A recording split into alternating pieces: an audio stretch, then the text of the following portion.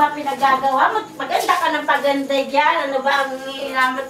Ayos ka ng ayos. Saan ka ba lalakad, anak? Wala, dito lang ako, ma.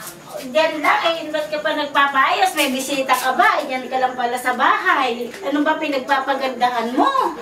Ma, kasi tingnan mo yung mga nasa commercial, ang gaganda, yung kutis, yung buhok, super black and long and... Kakaingit. Anak, maganda ka na. Mana ka rin sa akin. Tayo lang dalawang maganda. Ma, sinasabi niyo lang yan kasi anak niyo ko eh. Siyempre, anak tayo, may nagsabi bang pangit ang anak? Ay di siyempre, maganda tayong dalawa. Eh, bakit ka ba nagkaganyan? Dati naman hindi ka ganyan. Ano ba pinaggagagawa mo tayo ng inaatupag mo? Ay, teka muna, asinain ko.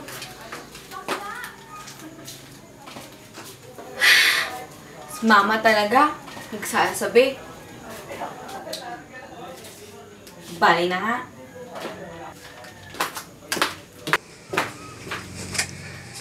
Bakit ka ba nagkaganyan? Dati naman. Oo nga no. Kailan nga ba? Ang ganda naman ni Cinderella. Sana paglaki ko maging katulad ko siya.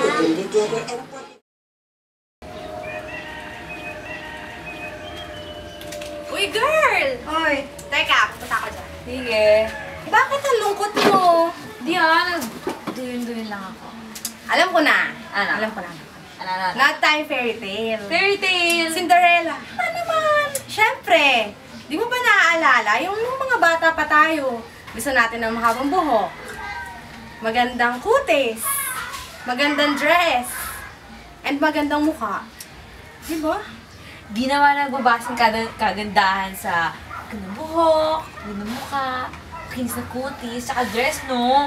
Sabi nga ni Bruno Mars, you're amazing just the way you are, pa. Kung iisipin ko, tama ka na siya. Well, Di ba? yeah, di ba? So, anong gagawin na natin ngayon? Kaya na tayo? Sige, sige. Libre mo. Libre mo. Sige, libre ka na. Yeah. Ako na lang sa drinks. Sige.